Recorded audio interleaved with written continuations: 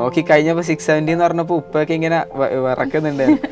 ഉമ്മ അവിടുന്ന് കരഞ്ഞു തുടങ്ങിയിന്. അതൊക്കെ കാണുമ്പോഴാണ് ഈ എല്ലാവരും ഹാർഡ് വർക്കും പെയ്ഡ് ഓഫ് എന്നുള്ളത്. ഒരു നീറ്റ് ആസ്പിരന്റ് എന്ന നിലയ്ക്ക് നിങ്ങൾക്ക് ഉണ്ടാവുന്ന ഒരു ഡൗട്ട് ആയിരിക്കും, ഡെയിലി എത്ര അവർ പഠിക്കണം എന്നുള്ളത്. പക്ഷെ അത് അത്രയും വർക്ക് ഇട്ടാലേ ഈ ഒരു സംഭവം കിട്ടുമെന്ന് എനിക്ക് അവിടെ നിന്ന് മനസ്സിലായത് കൊണ്ടാണ്. നമ്മുടെ കൂടെ ഉള്ളത് ഒരു ഐഡിയൽ സ്റ്റുഡന്റ് ആണ്. Hello, hi NEET aspirants, welcome to a new video.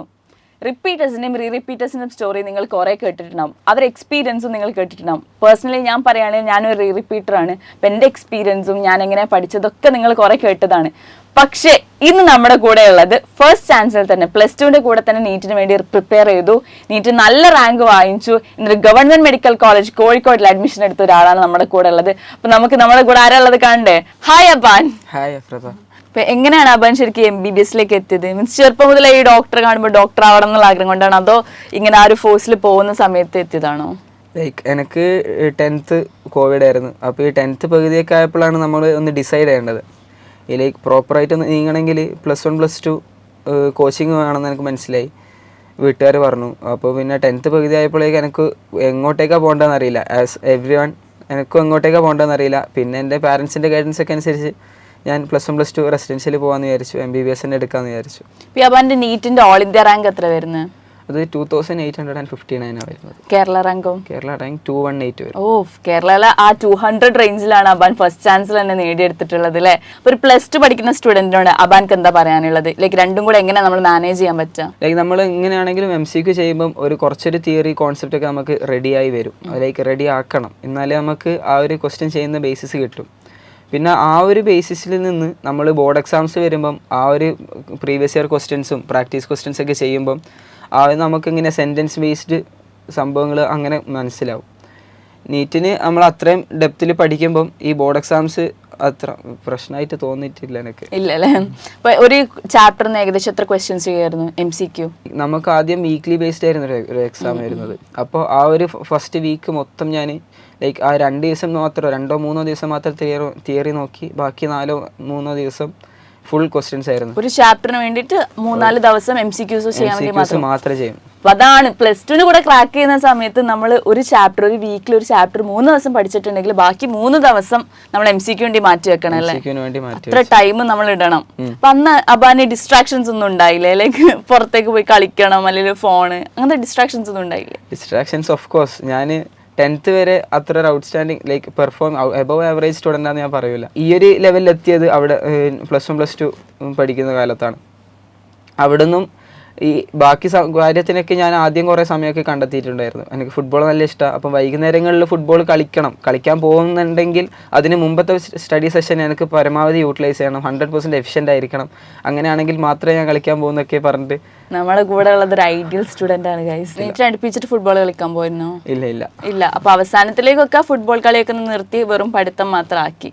Almost വെറും പഠിത്തം മാത്രമാക്കി. ബോർഡ് എക്സാം കഴിഞ്ഞിട്ട് ഈ നീറ്റിനൊക്കെ എത്ര സമയം കിട്ടിയിട്ടുണ്ടായിരുന്നു? എനിക്ക് ഐ തിങ്ക് 2 months കിട്ടി. 2 months കിട്ടിയിട്ടുണ്ട്. അപ്പൊ ആ സമയത്ത് മൊത്തം നീറ്റിന് വേണ്ടി മാത്രം MCQs ഒക്കെ ചെയ്തിട്ടുണ്ട്. നീറ്റിന് വേണ്ടി MCQs മാത്രം ചെയ്തു. ഒരു നീറ്റ് ആസ്പിരന്റ് എന്ന നിലയ്ക്ക് നിങ്ങൾക്ക് ഉണ്ടാവുന്ന ഒരു ഡൗട്ട് ആയിരിക്കും, ഡെയിലി എത്ര അവർ പഠിക്കണം എന്നുള്ളത്. ഒരു +2 സ്റ്റുഡന്റ് എന്ന നിലയ്ക്ക് അബാൻ എത്ര മണിക്കൂർ പഠിക്കായിരുന്നു ഓരോ ഡേ?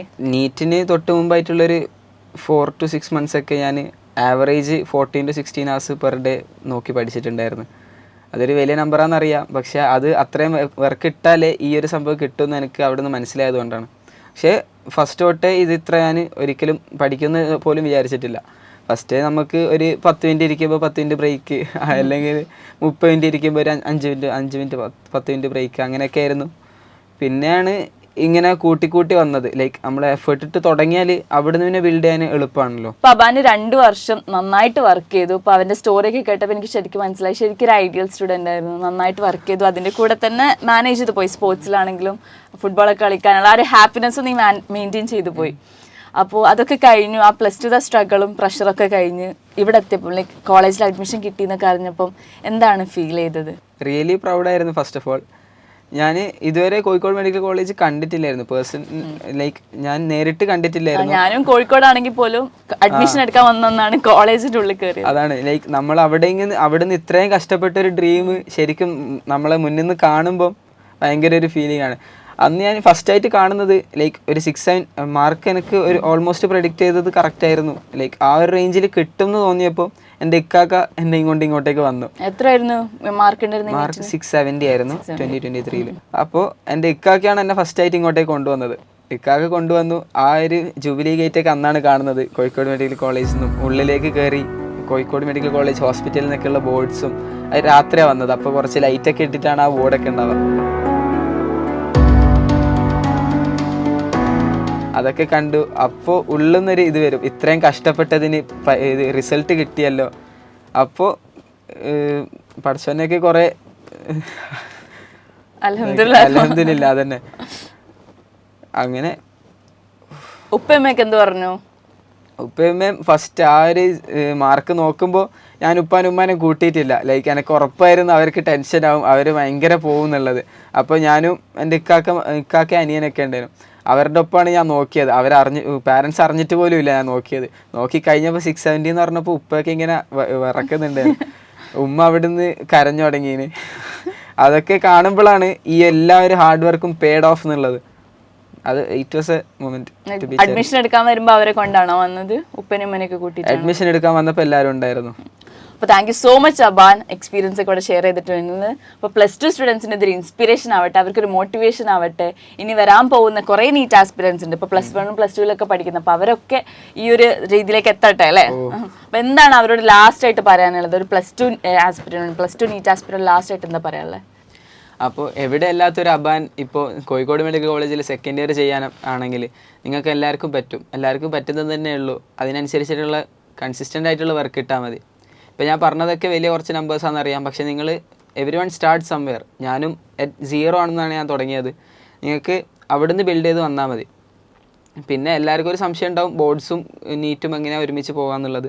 അതും പറഞ്ഞ പോലെ തന്നെ നീറ്റിന് മെയിനായിട്ട് ഫോക്കസ് ചെയ്യുക, ബോർഡ്സ് അതിൻ്റെ ഒപ്പം വന്നോളും അങ്ങനെയാണെങ്കിലും. ഓക്കെ, അപ്പോൾ എല്ലാവരും അവർ പ്രതീക്ഷിക്കുന്ന കോളേജസിൽ അഡ്മിഷൻ നേടട്ടെ എന്ന് പ്രതീക്ഷിക്കുന്നു. അപ്പോൾ ഓക്കെ ഗൈസ്, ബൈ.